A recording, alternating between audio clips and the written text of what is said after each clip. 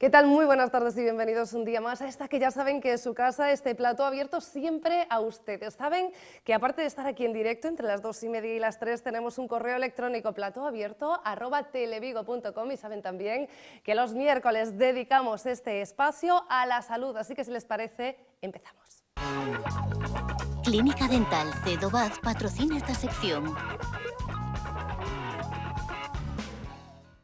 Y empezamos subiendo a Genaro de la Fuente y saludando a nuestro dentista de cabecera, Cristian Docampo. Cristian, ¿qué tal? Muy buenas tardes. Muy buenas tardes. En realidad ha bajado Cristian de Genaro de la Fuente, que sabemos que tiene consultas hasta último momento para llegar a este plató y para hablarnos hoy, en este caso lo prometíamos ya la semana pasada, de la salud bucodental en embarazadas. Sí, es un tema que la verdad que yo me doy cuenta de que la mujer embarazada, la verdad es que tiene muchas dudas, y damos gracias incluso a que a la atención primaria tienen un protocolo establecido de que ya la mujer embarazada desde las primeras semanas de embarazo tienen citas con la matrona, con el ginecólogo, incluso ya le dan citas con el higienista y con el dentista de la seguridad social para revisiones.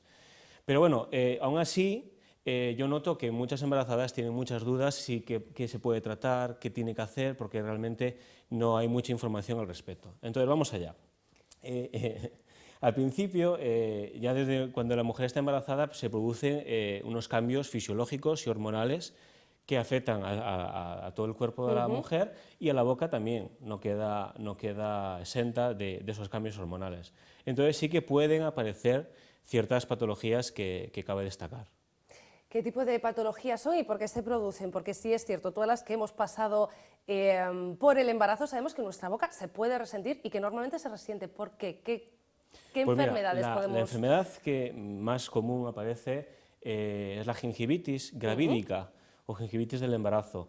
Esa gingivitis lo que se produce en el segundo trimestre de embarazo y lo que hace es que hay un aumento de estrógenos y lo que hace es que hay una vasodilatación capilar y eso hace que, bueno, ahora mismo, bueno, eso es la siguiente enfermedad, pero bueno, había una foto anterior que es esa es la gingivitis, que ahí vemos el factor principal que es la placa bacteriana, vemos que tiene una gran cantidad de placa y al tener esa vasodilatación producida por los estrógenos hace que la placa bacteriana defunde dentro de la encía y hace que inflame. La otra patología que aparece, no muy frecuente, el 4 o 5% de las embarazadas, es el epulis gravídico, que se da, que es en esta misma foto que vemos, es una tumoración benigna. Las embarazadas, las mujeres vienen muy asustadas porque dicen, doctor, me está saliendo un tumor que tiene muy sanguinolento de vez en cuando. Totalmente. ¿No te duele esto también? No duele, ¿no? y sobre todo al producirse el parto desaparece. Aún así, si el tumor, el epulis del embarazo, que se llama es esta patología, produce molestias o roces, lo que hacemos en la Clínica Dental Cedobaz es que lo aplicamos, lo hacemos cirugía con láser. Es una cirugía sin dolor o apenas ponemos un poquito de anestesia tópica para que ese cortecito con el láser, que cicatriza muy rápido, no resienta. Después, otra patología muy importante y cabe destacar que es la caries. La caries en una embarazada es muy propensa porque bueno, las náuseas, los vómitos hacen que el medio de la boca es muy ácido y ahí la caries ataca. También cabe destacar que la caries, la saliva, en una mujer embarazada hay muchas que tienen serostomía, que la serostomía es falta de saliva en la boca o la boca seca. Entonces, claro, al no tener saliva, al no tener el efecto tampón, que le llamamos, que es efecto de barrera o de protección que hace la saliva a la caries, pues produce, es más propensa a la caries y pueden producir caries en las bocas de las embarazadas. Qué época tan bonita del embarazo, se dan ustedes cuenta que todos son alegrías para las mujeres durante esas épocas y además, ojo, entre otras alegrías es que en la mitad de los casos no podemos tomar según qué medicaciones. ¿Cómo nos tratáis? ¿Qué clase de tratamientos se pueden hacer cuando estamos embarazadas? Bueno, dependiendo, hay que un poco distinguir en qué trimestre estamos. En el primer trimestre, que abarca de la primera a las 12 semanas, ese trimestre es crítico, porque ahí es donde está el feto o produciéndose la organogénesis, las células se están diferenciando para producir posteriormente la formación de los órganos, y ahí está contraindicado hacer grandes intervenciones, principalmente radiografías. Las radiografías en el primer trimestre de embarazo está contraindicado por culpa de eso. Después ya sí. Después sí, a partir ya del segundo trimestre, tercer trimestre y así, porque ya la organogénesis ya no se está formando los órganos o la diferenciación celular para que sea un órgano determinado. Entonces, sí, pero bueno, en un primer trimestre si hay una enfermedad grave de la paciente, a veces hablando con la matrona es preferible cubrir el riesgo o tener el riesgo que la propia, es decir, hay que un poco saber si podemos hacerlo, si merece o no si merece la pena o no. Después, en el segundo trimestre, que abarca de las 13 semanas a la 24, ahí se puede hacer cualquier tipo de tratamiento. Lo único que hay que tener un poco de precaución a la hora de la embarazada ya tiene la placenta y el feto ya están encima, sobre todo la paciente si está acostada en parte supina, se llama, reclinada hacia atrás, lo que hace que el feto y la placenta comprime la vena cava, la aorta en muchos casos, y la paciente nota lo que se llama una hipotensión supina, entonces es muy desagradable. En estos casos, ya a partir del segundo trimestre y tercero, ya se recomienda hacer tratamientos de cortos periodos de tiempo y eso es el tema del segundo trimestre. Después, en el tercer trimestre, lo que ya la paciente ya tiene ya una barriguita importante y lo que buscamos es confort. Ya ponemos, ya prácticamente el sillón no se reinclina y lo que buscamos es tratamientos cortos y buscar confort a la embarazada, que ya la pobre ya tiene ya esa barriguita grandita. Eso en cuanto a tratamientos. En cuanto a medicamentos, ¿hay alguno que podamos tomar, sobre todo para aliviar esos dolores que a veces provocan los dientes? Que son Vamos un poco a hacer unas pinceladas de, por ejemplo, antibióticos. Está demostrado que la penicilina, la amoxicilina, no tiene riesgo ninguno para el embarazo, tanto en el embarazo en la gestación como en lactancia. Incluso la amoxicilina, que acompaña el ácido clavulánico, que acompaña la penicilina, que hace que aumente la potencia la amoxicilina. No hay riesgo de ningún tipo. Sí que hay riesgo, que es muy importante saber, las tetraciclinas. Hoy en día ya se usa menos, pero está demostrado que se fija en el hueso del feto, la tetraciclina, y después produce manchas indeseadas en los dientes cuando le nazcan los dientes al niño. Anda. Es importante, la tetraciclina sí que no es recomendable, pero la penicilina, que es el antibiótico por excelencia en odontología, sí que se puede utilizar.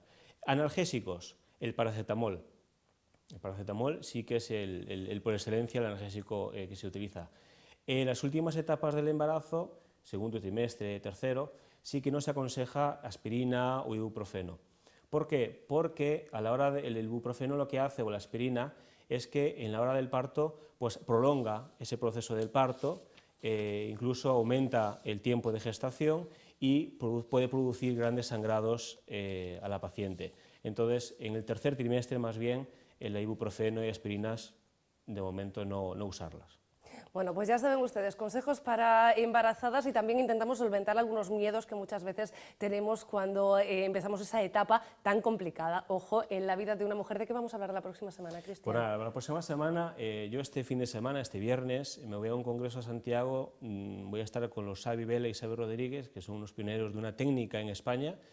Yo ya llevo un año ya practicando esta técnica en la clínica, entonces bueno, pues traeré información de ese congreso y hablaremos en el próximo programa de un poco introducir esa técnica y de qué se trata. Pues te espero el próximo miércoles. Muchas gracias, aquí estaremos. Señores, ustedes no se nos vayan porque nos queda mucha salud de la que hablar. Ojo, también salud veterinaria, porque hoy viene Marcos Fernández, nuestro veterinario de cabecera, pero antes me quiero ir a una clínica, o en este caso a una inauguración, a la de la Clínica Murillo, que está ya aquí en Vigo, al lado del Hotel Nagarí.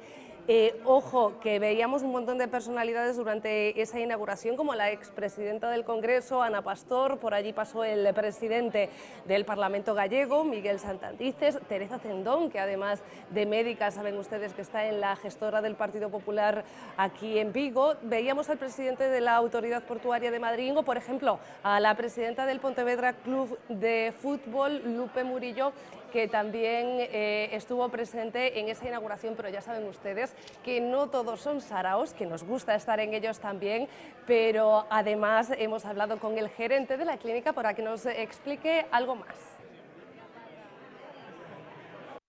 Nosotros decidimos abrir en Vigo porque ya trabajamos desde hace 9 años en el antiguo Perpetuo Socorro, que ahora son Hospitales Madrid, HM Vigo. Y lo que sí tenemos es la necesidad de prestar un servicio más especial a los pacientes, más individual, ¿no? Entonces carecíamos de una atención tan especial y por eso hemos decidido venir a la Plaza de Compostela. En la clínica tenemos un servicio completo tanto a hombres como mujeres, ¿no? Tratamos cirugía plástica, reparadora, micropigmentación, nutrición y ginecología. Aquí nosotros tenemos 2 cirujanos plásticos, tenemos enfermeras, auxiliar de enfermería, esteticien, tenemos una cartera amplia de servicios. Trabajamos tanto a nivel reparador, reconstrucción, sobre todo con la reconstrucción mamaria, pues un proceso oncológico, y también con una reparadora, una microcirugía con un accidente de tráfico o de trabajo. La cirugía en general a nivel mundial que más se demanda es el aumento de pecho. Nosotros aquí nos diferenciamos porque tenemos un sistema en 3 dimensiones donde el paciente antes de ser operado consigue ver el resultado de la cirugía con su propio cuerpo, ¿no? Y este sistema se puede aplicar tanto en mama como corporal y facial. Entonces, en una cirugía como es la rinoplastia, por ejemplo, es un programa muy agradecido porque la paciente se consigue ver antes de pasar por el quirófano, ¿no? Entonces, la tecnología hoy en día ha avanzado muchísimo y tenemos la suerte de poder tenerlo aquí en Vigo. Somos los únicos por ahora y nos ayuda muchísimo. La micropigmentación también la trabajo a nivel estético y paramédico, ¿no? A nivel estético es el más demandado porque las personas con la edad o por un problema oncológico o por un problema de alopecia pierden las cejas. Entonces sería como si implantasen pelitos. Es una tecnología también 3D hiperrealista que a nivel óptico parece que esta persona tiene la ceja, pero la verdad es como si fuese un tatuaje. Y es implantar pigmento básicamente en las cejas o hacer la línea de ojos, que a las mujeres les gusta mucho, o despertar con unos labios pintados todos los días, porque a medida que va pasando el tiempo perdemos el volumen de los labios. Entonces es un maquillaje semi-permanente. Y a nivel paramédico se trabaja mucho las estrías, porque las estrías, por más avanzada que esté la medicina, no tienen un tratamiento específico. Entonces en la micropigmentación lo que hacemos es camuflarla. Pintamos como si fuese un tono de piel y de una distancia no se aprecia. Hoy en día la gente no se siente mayor, quiero decir, hoy con 40 años somos muy jóvenes, no es como en la época de nuestros abuelos que veíamos una persona de 40 años como un anciano. Entonces esta inquietud también te lleva no solo a nivel de la ropa o del cuerpo, pero a cuidarse un poquito más, ¿no? No es solo la cultura de tener un pelo bonito, un buen perfume, no, es la cultura de tener una buena piel, de tener una buena apariencia. El mercado también te exige y te pauta. Una persona cara al público ya no se ve estético, una persona con una piel cetrina, apagada, no, les gusta ver una buena presencia, ¿no? Entonces esto ha cambiado muchísimo, las mujeres han perdido esta vergüenza y hoy podemos hablar de la estética con las amigas en la calle, en la peluquería, sin tabús. ¿Sabes? Antes no, antes venían a la clínica hace 13 años que yo llegué a España y eso era un tabú. Las mujeres no querían decir a las otras, mira, me he hecho un arreglito, mira, he puesto una vitamina. No, hoy las personas hablan de lo que se hace. Y yo creo que todo lo que es natural y que la persona tenga un buen envejecer es bienvenido. Yo creo que ahí nosotros tenemos que diferenciarnos un poco de la estética mala que sí la vemos mucho por la tele, pero que no es lo que nosotros queremos, ¿no? De la misma manera que la medicina, la atención primaria hoy es importante en el sentido de que la persona consigue llegar a los 90 años y estar bien en relación a la estética, tú también puedes llegar a los 70 y estar bien. No tienes por qué estar deformado o con una cara donde pierda la expresión. Hoy en día hay tratamientos innovadores que sigue siendo la misma persona, pero mejor.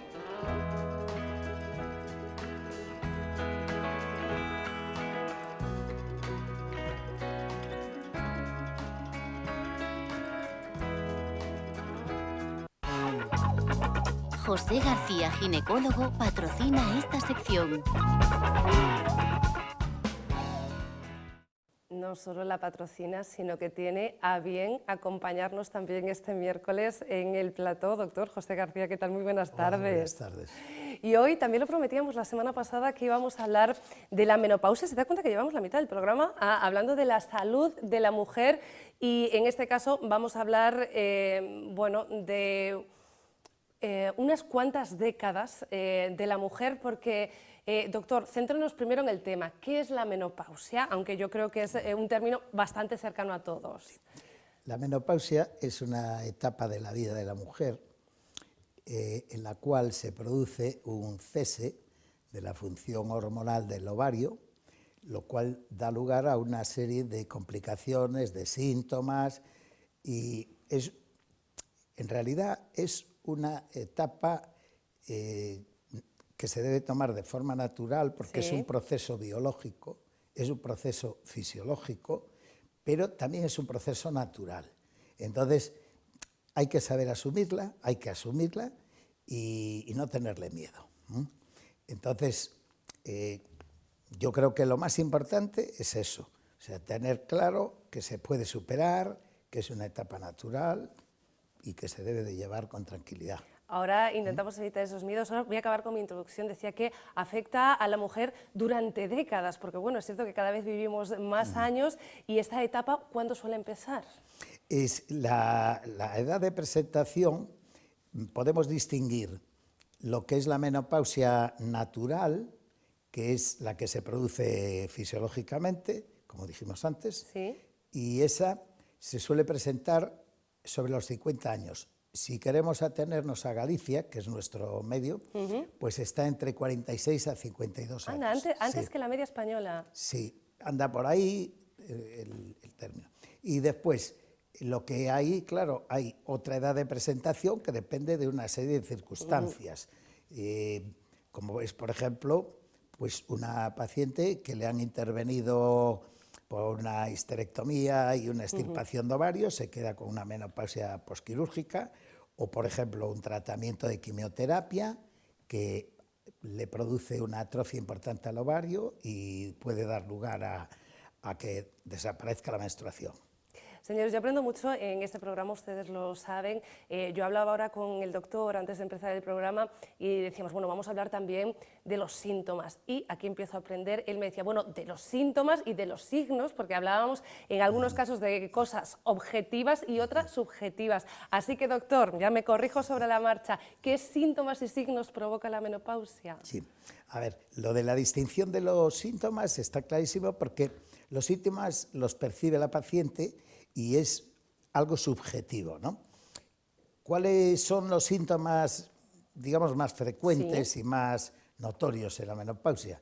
Pues, por ejemplo, las sofocaciones o calurones, el insomnio, la ansiedad y una serie de trastornos afectivos, las cefaleas, por ejemplo, los dolores de cabeza, la falta de concentración, y así podíamos citar una cadena de, porque son bastante conocidos, en realidad la mayoría de las mujeres ya saben por experiencia, pero bueno, los más frecuentes suelen ser esos. El insomnio es uno de los más importantes. El insomnio, porque el insomnio, hay varios tipos de insomnio que se pueden presentar en la menopausia, pero sea dificultad para dormir, sea que la mujer se despierta a medianoche, sea que o sea, se despierta muy temprano. Eso todo da lugar a una mala reparación del organismo, ¿no?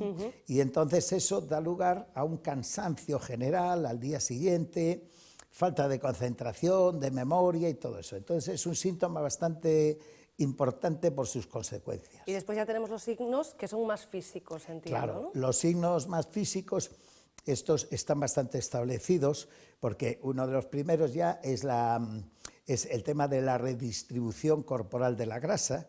Lo primero que se produce es una reducción de tejido adiposo en la cadera, ¿no? Lo que es en la cintura pelviana, y esa, como si dijéramos, pérdida de tejido adiposo, pues se va a las mamas, con lo cual a la mujer le aumenta el volumen de la mama, y en el abdomen, que ahí sí que no le gusta mucho a la mujer. Pero a algún lado tiene que ir, señoras. A algún lado tiene que ir, sí.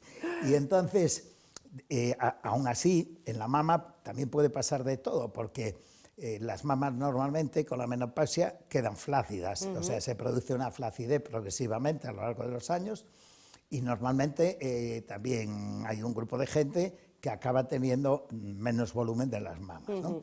Esos son uno de los síntomas, de los signos, perdón. Signos son muy importantes, todo lo que es la sequedad vaginal, la sequedad vulvar, la falta de elasticidad de la vagina y todo esto, porque esto va a crear unas dificultades en el momento de las relaciones sexuales. También se describen síntomas físicos como son las atrofias de las mucosas. La atrofia de las mucosas, que a veces la persona no lo relaciona y sin embargo está en relación con la menopausia, como puede ser, por ejemplo, una sequedad de mucosas como la conjuntiva, sequedad conjuntival, sequedad en la mucosa bucal, aparte de la sequedad que decíamos antes, ¿no?, en aparato genital. Entonces, eso es otro de los signos. Después, debilidad muscular es otro, ¿no? Otro de los problemas serios es la osteoporosis, la pérdida de densidad mineral ósea, eso es importante también. Los trastornos cutáneos, que preocupa mucho a la mujer porque la piel se hace más seca, más débil, más finita, el cabello se hace más fino, más frágil, hay una alopecia difusa muchas veces, o sea, una pérdida de cabello, de número de folículos que se estropean y se averían y producen alopecia. Y bueno, así en la piel podríamos decir bastantes cosas más, pero lo más importante es eso, de cara a la piel es eso. Doctor, y a veces hay asociados también trastornos psicológicos, ¿no? Sí, eso es otra de las batallas, porque la menopausia puede producir un cortejo sintomático. Estos ya son sintomáticos que son de orden psicológico, ¿no? Y entonces ahí podemos incluir pues, la ansiedad, la tendencia a la depresión, la labilidad emocional, la falta de concentración, como dijimos antes también, es la pérdida de memoria, el tener lapsus, por ejemplo, baches de memoria, lapsus, todos estos trastornos afectivos también son muy importantes, que se producen, incluso esto es muy importante ahí el apoyo de la pareja, ¿no? Porque la pareja tiene que ayudar a la mujer, a su pareja tiene que ayudarla a sobrepasar esta etapa, ayudarla en todo lo que pueda, ¿no? Y ahí es muy importante la relación afectiva, ¿no? Importantísima la relación afectiva. Me decía también, antes de empezar el programa, importante la prevención, la detección precoz y el tratamiento precoz, porque lo hay. Pero como nos quedamos sin tiempo, si le parece, de tratamientos y de prevención también hablamos en el próximo programa. Pues a mí me parece estupendo, porque hay esas tres cosas dentro de la medicina son vitales, ¿no? Prevenir las complicaciones, detectar los efectos secundarios o que se producen, y tercero, tratarlos precozmente. Que se puede. Que se puede, y ahí es donde vamos a hacer más hincapié en el próximo programa. Pues lo espero el próximo miércoles. Muchísimas gracias. A usted por acompañarme. Y nosotros continuamos. A veces cuando no se puede prevenir, se puede curar. Caso, por ejemplo, del tabaquismo, y cada vez tenemos más fórmulas. Sanidad financiará a partir del 1 de enero Bupropion, otro medicamento para dejar de fumar. De esta forma, a partir del año 2020, van a estar disponibles en la prestación farmacéutica tanto este como la vareniciclina, registrada con el nombre de Champix. La prescripción del nuevo fármaco, que ya se financia para el tratamiento de la depresión mayor, se producirá bajo receta electrónica en pacientes que estén incluidos en un programa de apoyo individual o grupal y tengan una motivación expresa de dejar de fumar, con al menos un intento en el último año, fumar 10 cigarrillos o más al día y tener un alto nivel de dependencia. El coste de tratamiento al día será de aproximadamente 0,66 euros por persona, un precio más bajo que la vareniciclina, que será de 2,9 euros. Asimismo, a nivel mensual, con la inclusión de estos medicamentos en la prestación farmacéutica, la vareniciclina reducirá su precio en un 30% y el bupropion en un 66%. Con esta medida, que tendrá un impacto presupuestario de 7,9 millones de euros el primer año, se podrán beneficiar unas 83.800 personas. Esto puede suponer, ha dicho la ministra, un avance importante junto con el resto de iniciativas para que muchos puedan evitar esas enfermedades evitables y muertes prematuras por un hábito que causa mucha dependencia, el tabaquismo. Al igual que en el caso del Champix, se financiará un intento por paciente para dejar de fumar y cada prescripción se realizará por un envase, lo que equivale a un mes de tratamiento, siendo 12 semanas el periodo de tratamiento. Tras ello, el médico, en el marco del seguimiento del programa de deshabituación tabáquica, deberá valorar la evolución de la efectividad del tratamiento con carácter previo a la emisión de la siguiente receta. Bueno, que ya en un futuro quien no deje de fumar directamente es porque no quiere, porque facilidades últimamente las está habiendo. ¿Qué tal va el IVA? Marcos Fernández, ¿qué tal? Muy buenas tardes. Pues de momento el 21%, como siempre, ¿no? Pero bueno, esperemos que pronto cambie. Oye, vosotros por lo pronto estáis haciendo fuerza porque ha habido una manifestación en la capital, en este caso del país, y ha sido multitudinaria, del Estado. Sí, veterinarios de toda España acudieron a esa manifestación, más de 3.000 compañeros, pero no solo la reclamación es el IVA, sino es algo más de fondo, ¿no? Pues sí, que nos reconozca como profesionales sanitarios. De hecho, el lema era somos veterinarios, ¿no? Somos profesionales sanitarios, cuidamos de tu salud, era el lema. Eso es. Porque no hay que olvidar, y lo decimos aquí muchas veces, ¿no?, que la salud de los animales va muy ligada a la salud de las personas y que además hay veterinarios que se dedican directamente a evitar pues, crisis como las que han pasado recientemente, ¿no?, lo de la listeria y otras crisis sanitarias que si no es por la labor de los veterinarios las tendríamos con más frecuencia, ¿no? Tenemos por ahí unas fotografías, no en este caso de la manifestación de Madrid, que la verdad podríamos tenerlas, sino de cuerpos extraños que siguen extrayendo en la clínica veterinaria Navia, en el centro veterinario Navia, de pequeños animales, además, sí, de perros chiquitines. De perros chiquitines. Pues la perrita que tenía este hueso, el perro, este era un macho, tenía 2,5 kilos el perro, y ese hueso pues medía unos centímetros, ¿no?, y estaba alojado en su esófago, con lo cual producía una obstrucción y puede llegar a producir una necrosis y una perforación del esófago. Esto es una urgencia, y este es de ayer por la tarde. Otra perrita también de 2 kilos, la misma raza, un Yorkshire Terrier, y ese otro hueso, que como veis ahí con una jeringa para ver un poco las dimensiones del hueso, en el esófago de un perrito de 2 kilos, imaginaros el diámetro que tiene normalmente, ¿no? Y llevaba como, ahí está uno de ellos en la radiografía, ¿no?, esa imagen que veis detrás del corazón, pues esa zona blanquecina es el hueso, ¿no?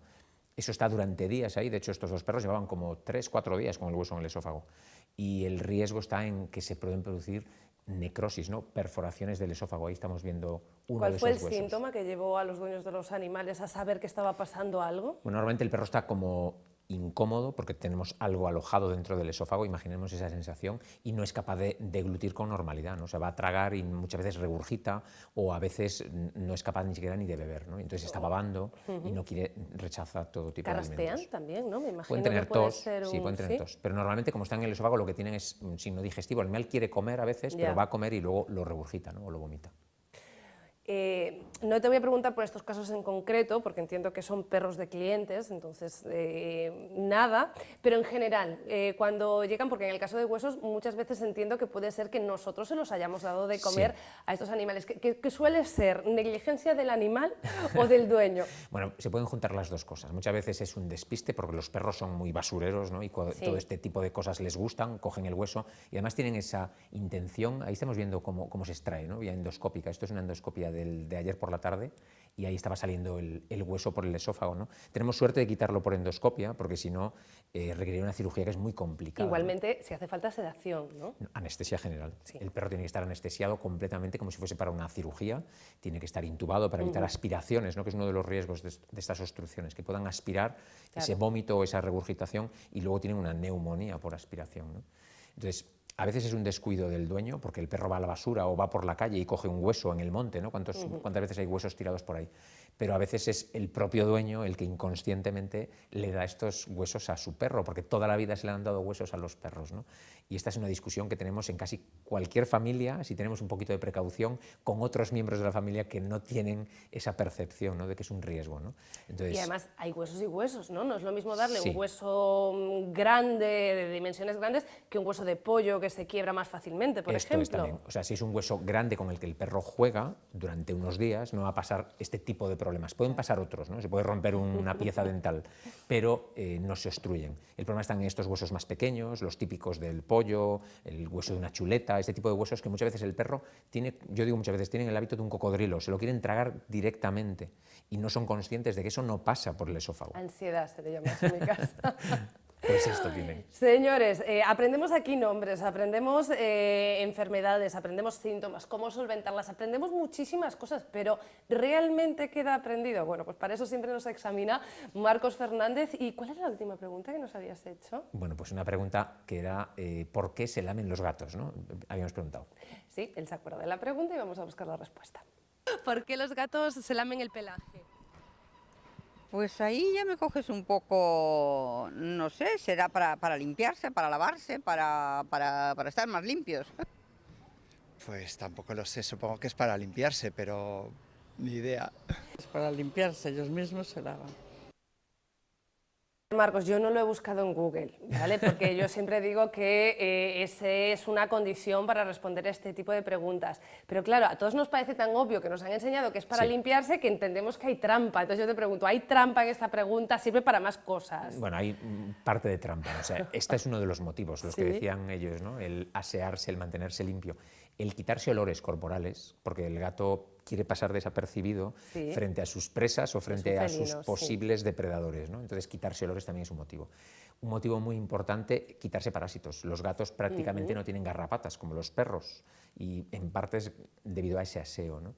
Y luego también otro motivo muy importante en los gatos, por su salud, vamos a decir que mental, ¿no? O sea, los gatos de forma natural se pasan varias horas del día aseándose, porque es como una forma también de relajarse y de distraerse un rato, ¿no? De evadir sus ansiedades. O sea, que en realidad los gatos son coquetos. Sí.